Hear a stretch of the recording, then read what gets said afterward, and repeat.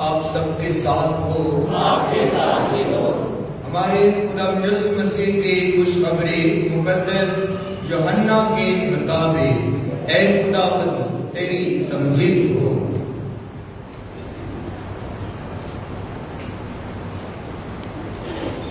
اس کے 8ویں باب کی پہلی آیت سے ہم بیان سنیں۔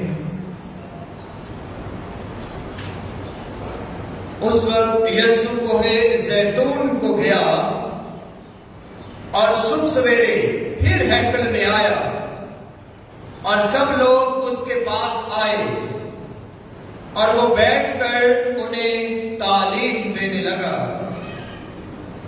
تب فقی اور فریسی ایک عورت کو لائے جو زنا میں پکڑی گئی تھی اور اسے بیچ میں کھڑا کر کے اس سے کہا، اے استاد، یہ عورت زنا میں عین فعل کے وقت پکڑی گئی ہے۔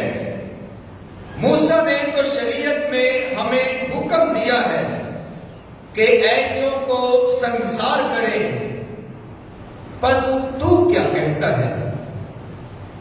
انہوں نے یہ اسے آزمانے کے لیے کہا تھا تاکہ اس پر الزام لگانے کی وجہ پائیں، مگر یسوع جھک کر انگلی سے زمین پر لکھنے لگا، اور جب وہ اس سے سوال کرتے ہی رہے تو اس نے سیدھا ہو کر ان سے کہا کہ جو تم میں بے گناہ ہو وہی پہلے اسے پتھر مارے، اور پھر جھک کر زمین پر لکھنے لگا۔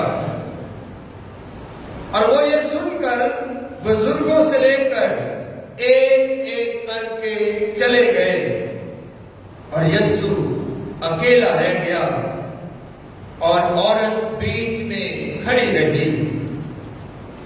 تب یسوع نے سیدھے ہو کر اس سے کہا، بی بی وہ کہاں گئے ہیں؟ کیا کسی نے فتویٰ نہیں لگایا؟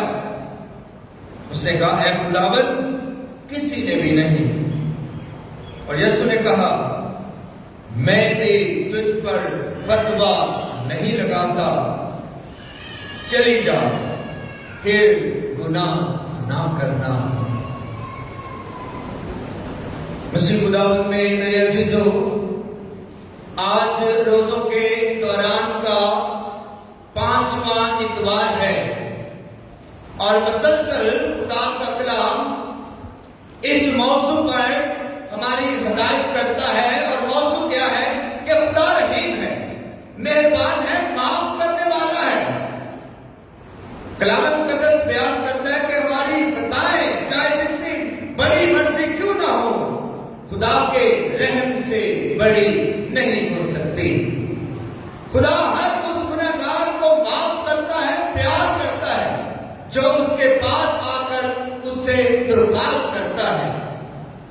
خدا رحیم ہے، شفیق ہے، اور کبھی بھی الزام تراشی نہیں کرتا، کبھی بھی کسی کو اس کے گناہ کی وجہ سے، اس کی بدی کی وجہ سے اسے ملامت نہیں کرتا اور اسے شرمندہ ہونے نہیں دیتا۔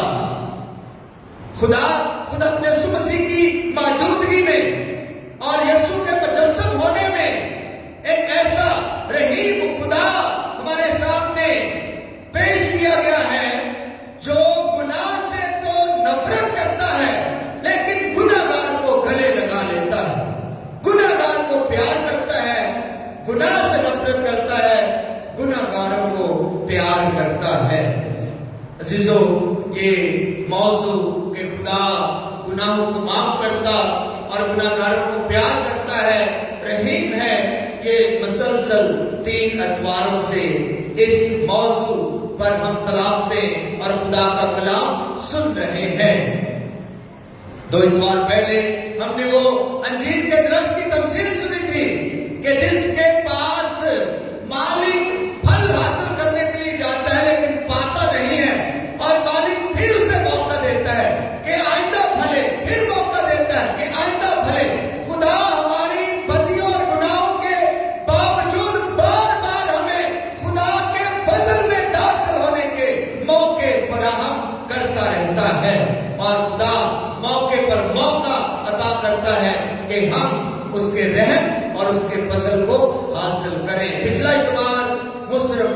تفصیل کا اتوار تھا اور ہم نے سنا کہ وہ بیٹا جو اپنے گناہ پر پشیمان ہو کر ہوش میں آ کر واپس آتا ہے تو باپ شفیق باپ رحیم باپ باہیں پھیلا کر اسے گلے لگاتا اور معاف کرتا ہے۔ آج کی یہ جو انجیل مقدس کی کہانی ہے کہ خدا یسوع مسیح پر فقی فریسی الزام لگانا چاہتے ہیں اور الزام لگانے کے لیے وہ ایک خاتون کو ایک عورت کو یسوع مسیح کے پاس لے آئے جو عین گناہ کے وقت پکڑی گئی تھی اور یسوع سے مخاطب ہو کر کہتے ہیں کہ تو بڑا استاد بنا پھرتا ہے، تو شریعت کا عالم اور استاد ہے، اب ہم دیکھتے ہیں کہ تو کیا فیصلہ کرتا ہے، تو کیا فتویٰ دیتا ہے اور کیا الزام لگاتا ہے، اور کیا واقعی تو خدا کا بیٹا ہے یا الہی استاد ہے، کلام کا استاد ہے۔ اب یہ ایک بہت ہی نازک سی صورتحال خدا یسوع مسیح کے سامنے پیش کر دی گئی تاکہ لکھا ہے کلام مقدس بیان کرتا ہے تاکہ وہ یسوع مسیح پر الزام لگا سکے، نہ صرف اس خاتون پر الزام لگا سکے بلکہ لکھا ہے کہ یسوع مسیح پر بھی ہاتھ ڈال سکے، یسوع مسیح پر بھی الزام لگا سکے۔ اور انہوں نے کلام کا سہارا لیا ہے، الزام لگانے کے لیے بھی کلام کا سہارا لیا ہے۔ جو بڑی غور طلب بات ہے، فکر مندی کی بات ہے، الزام تراشی کے لیے بھی کلام کا سہارا لیا گیا ہے۔ بڑی دفعہ ایسا ہوتا ہے خاندانوں میں، گھرانوں میں، معاشروں میں، برادریوں میں، ارد گرد کلام کو ڈھال بنا کر، کلام کا سہارا لے کر ہم اپنے معنی نکالتے ہیں، اپنے مطلب نکالتے ہیں، انسانوں کو نیچا کرتے ہیں، انسانوں پر الزام تراشی کرتے ہیں اور ڈھال کس کو بناتے ہیں؟ خدا کے کلام کو ڈھال بنا لیتے ہیں کلام کا سہارا لے کر۔ اور انہوں نے کہا کہ موسیٰ نے تو کہا کہ بھئی ایسوں کو سنسار کیا جائے، پتھر مار مار کر ہلاک کر دیا جائے، قتل کر دیا جائے۔ موسیٰ نے کہا ہے کہ انہیں ایسوں کو پتھر مار کر ہلاک کر دیا جائے، اور اب تو کیا کہتا ہے؟ تیری کیا رضا ہے اور تو کیا خدا کے کلام پر عمل کرتا ہے یا نہیں کرتا؟ لکھا ہے کہ یسوع مسیح بیٹھ گیا اور زمین پر کچھ لکھنے لگا۔ کیا لکھا؟ کلام مقدس، انجیل مقدس بیان نہیں کرتے یسوع نے کیا لکھا۔ یسوع بیٹھ گیا اور جب یسوع کو کہا گیا کہ موسیٰ کے مطابق تو یہ سنسار ہونے کے لائق ہے، زنا کے عین فعل کے وقت پکڑی گئی ہے اور یہ سنسار ہونے کے لائق ہے، قتل ہونے کے لائق ہے، لیکن تو کیا کہتا ہے؟ یسوع بیٹھ کر کچھ لکھنے لگا۔ عزیزو، کیا لکھا یسوع نے؟ کلام مقدس کے ماہرین بیان کرتے ہیں کہ خروج کی کتاب میں ہے یسوع انگلی سے لکھنے لگا۔ یسوع کے پاس کوئی قلم نہیں تھا، یسوع انگلی سے زمین پر کچھ لکھنے لگا۔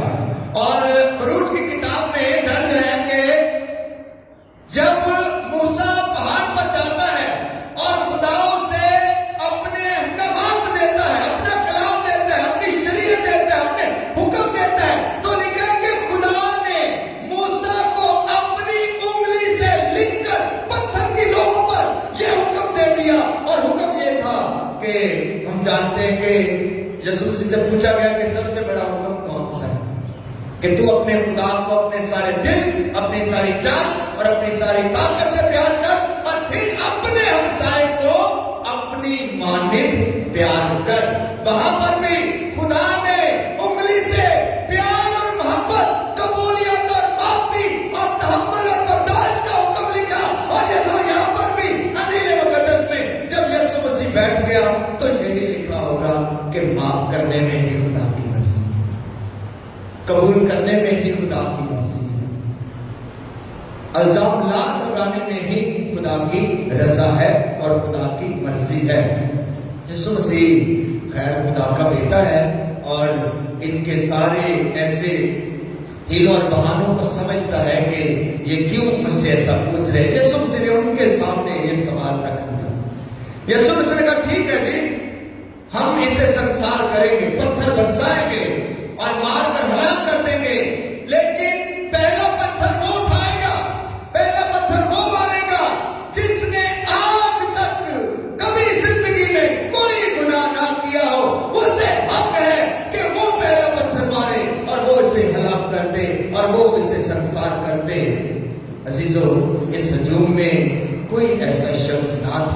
جس نے کبھی گناہ نہ کیا. ایک تھا یسوع المسیح، یسوع ناصری، خدا کا بیٹا، خود خدا، مجسم خدا، خدا کی صورت میں اترا ہوا موجود خدا. یسوع المسیح وہ چاہتا تو اسے پتھر مار سکتا تھا، کیونکہ وہ بے رحم ہے اور زندگی میں کبھی کوئی گناہ نہیں کیا. وہ مار سکتا تھا لیکن اس نے بھی نہیں مارا. اس نے بھی نہیں مارا، بلکہ اس نے خدا کے رحم کو، خدا کی معافی کو، خدا کی قبولیت کے پیغام کو اس خاتون کے لیے جاری کیا. اور یسوع مسیح نے کہا کسی نے نہیں مارا تو میں بھی تجھ پر فتویٰ نہیں لگاتا. جا سلامت چلی جا اور پھر گناہ مت کرنا.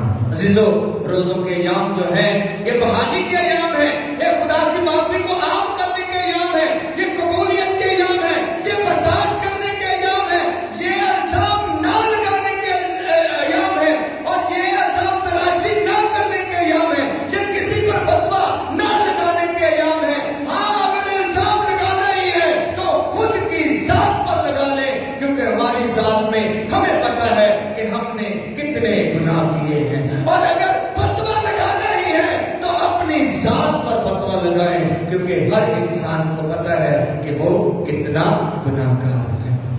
عزیزو، انسانی فطرت یہ ہے، انسان کی سوچ یہ ہے، انسان کی فطرت یہ ہے، انسان کا مزاج یہ ہے کہ اسے دوسروں کے گناہ بہت زیادہ نظر آتے ہیں اور اپنے گناہوں پر وہ پردہ ڈال لیتا ہے، اپنے گناہوں سے نظر نہیں آتے. اس لیے یسوع مسیح نے کہا تھا کہ تو اس تنکے کو جو تیرے بھائی کی آنکھ میں ہے دیکھتا ہے، لیکن اس شریر کو جو تیری اپنی آنکھ میں ہے تو نہیں دیکھتا.